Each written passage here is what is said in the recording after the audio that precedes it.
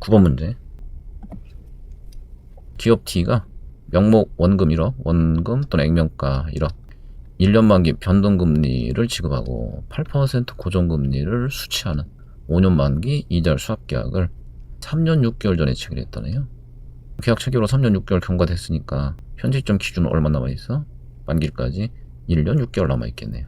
현재 동 수합의 잔존만기, 여기 나와있네. 잔존만기 1년 6개월.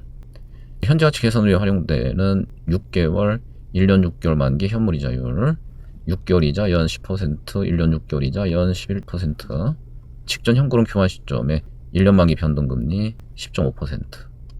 기업 D의 입장에서 이자율 수합계약의 현재 가치와 가장 가까운 것, NPV 구하라는 얘기죠. 단 현금으로는 기말에 연 1회 교환되고 이자율 기간 구조의 불평이 돼가서 이건 사실 뭐 문제 푸는데 별 상관없어요. 그 다음에 이제 아까 6개월 이자 연 10% 주어졌는데 그 현가 개수를 준 거고, 마찬가지로 1년 6개월짜리 11% 기준의 현가 개수를 줬네요. 이거를 시간선상에서 설명을 드려보도록 할게요. 현재 시점이 언제가 되는 거냐면 잔존만기 1년 6개월 남아있어요. 그럼 마지막 1.5년 후에 최종 현금 흐름 주고받겠지. 그럼 직전 이자는 언제 교환해요? 오늘로부터 6개월 후에 0.5년 후에 이렇게 되는 거예요. 1년 6개월 남아있기 때문에 6개월 후에 이자 한번 교환하고 1년 6개월 후에 가서 마지막 이자 교환하는 거죠. 그러면 오늘 기준 직전 이자가 지급된 시점은 언제일까요? 6개월 전이죠. 이렇게 되겠죠. 그래서 6개월 전에 이자 주고받았고 오늘 기준 앞으로 6개월 후에 한번 주고받고 1년 6개월 후에 마지막 주고받으면 되는 거죠. 이건 이해됐어요? 이 문제는 두 가지 방법 다 가능은 해요.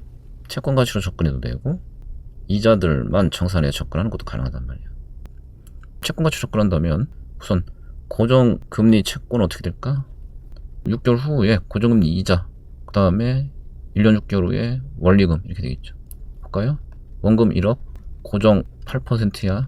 그럼 이자 얼마일까요? 800이죠. 그 다음에 채권 가치로 접근하면 원금을 포함해야 되니까 1년 6개월 후에 가서는 원금 포함 얼마? 1억 800 이렇게 되겠죠. 그 다음에 변동금리부 채권 어떻게 될까? 6개월 후에 적용될 변동금리 이자라는 게 요거야. 요 얘기야. 변동금리는 이자 지급 일마다 어떻게 한다. 시장 상황에 맞게 그 다음 적용할 이자를 다시 결정한다 이거잖아요. 뭐라고 했어요? 직전 현금으로 교환 시점, 곧 요 시점이지. 요때 시장 상황을 보고 결정한 1년 동안 이자. 그럼 그 1년 동안 이자가 지급되는 시점이 결국 언제야? 바로 6개월 후 요거죠. 여기서부터 1년 동안 이자가 얼마로 결정됐다. 10.5% 결정됐다. 그럼 원금 1억에 대해서 6개월 후에 주고받아야 될 변동금리 이자는 10.5%, 1,050만 원 되는 거예요. 그 다음에 1.5 시점에서는 0.5부터 1.5 사이에 미래 선도이자, 그거 통해서 이자 얼마인지 나와야 되고 거기에 원금 1억 더해줘야 되죠. 이렇게 돼야 돼. 요거를 우리가 따로 구할 수도 있지만 따로 구할 필요가 없는 것이, 직전 이자 지급일에 남아있는 현금 흐름들의 현가로 변동금리부 채권 가치 구해봐. 그럼 이런 쪽 얼마 나와야 돼? 당연히 1억 나와야 돼요. 액면가. 그건 얘도 마찬가지죠.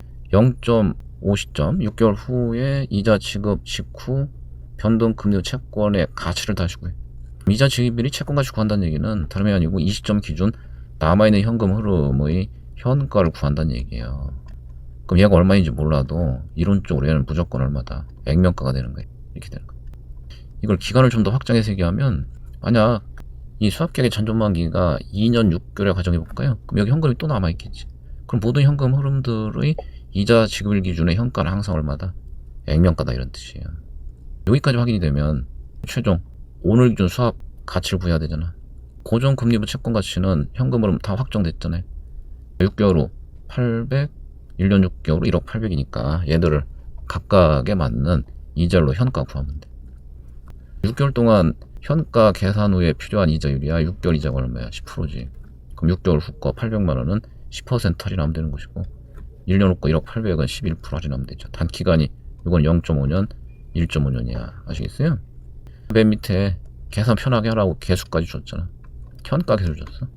800만 원 얘에 대해서 10%의 6개월 현가 9535 그냥 곱해 주시면 되는 거고, 1년 6개월 후 1억 800에 대해서 11%의 1.5년 현가 계수 851 요거 하시면 되죠. 그래서 이거 모아주면 이게 고정금리부 채권의 가치가 되겠죠. 그 값이 얘가 나왔다. 변동금 채권 가치도 이러한 구조만 이해하고 있다면 가치로 접근하는 게 좀 편하다. 6개월 후 기준은 총 요만큼 가치를 갖는 거니까 요거만 6개월 환산하면 돼요. 오늘부터 6개월 동안 현가 계수 아까 얼마야? 0.9535 요거만 하시면 돼.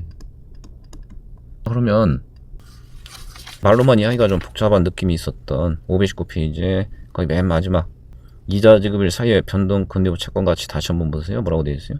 최초 이자 지급일의 이자 뭐야?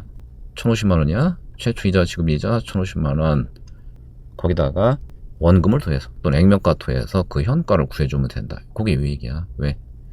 원금이 뭘 의미해? 이자 지급일 기준 이후 남아있는 원리금들의 현가를 구하면 남은 애들의 가치가 액면가가 된다는 뜻이. 그래서 단순히 두 개 더해서 현가 환산하면 변동 금리부 채권의 가치를 구할 수 있구나 이렇게 되는 거지. 변동금 채권 가치 6개월 후에 이자 및 원금 더한 애를 6개월 동안 이자 10%에 0.5년 할인이라 그랬더니 계수 곱해서 얘가 나왔네요. 고정금리 받을 거, 변동금리 줄 거, 채권 가치로 청산해서 마이너스 얼마 이렇게 나오는군요.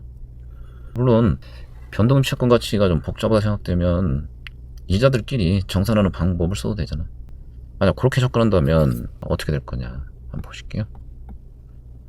고정금 이자 받는 거죠. 그럼 이자만 가지고 계산하면 어떻게 돼?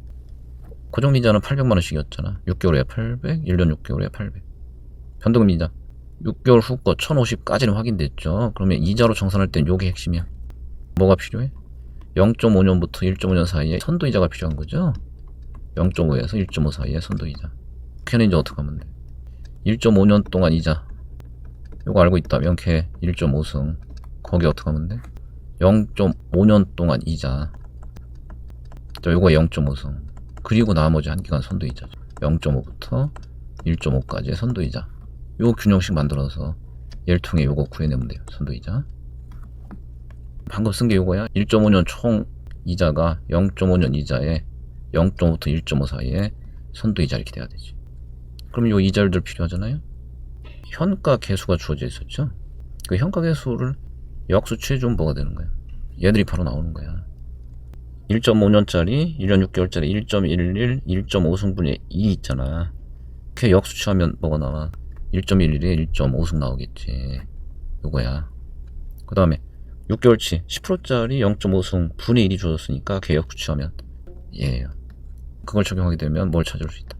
0.5년 후부터 1.5년 후 사이 그 사이에 선도이자가 나오기. 그래서 선도이자를 구해다가 액면 1억에 곱해주면 변동금리 기준 1년 6개월 후에 지급해야 될 금액이 나온단 말이에요. 근데 이게 더 복잡해요 사실은. 물론 이론적으로 둘 다 이해할 수 있으면 좋고 아무거나 써도 상관은 없어요. 단 이와 같이 원금이 동일한 상태의 문제는 채권 가치로 접근하는 게 계산이 좀 편할 수 있다. 결과는 똑같이 나와요. 이거 정산해서 6개월 후에는 순 지급 유출이고 1년 6개월 후에도 또 순 지급 유출이네요. 순 현금을 파악에다가 걔들의 현가 6개월 후 거 아까 계수 1년 6개월 후 거 계수 그러면 결과는 당연히 똑같이 나와요. 9번 문제 활용해서 금리수학 가치 평가하는 두 가지 방법을 이렇게 좀 비교해서 정리할 수 있도록 그렇게 해두시고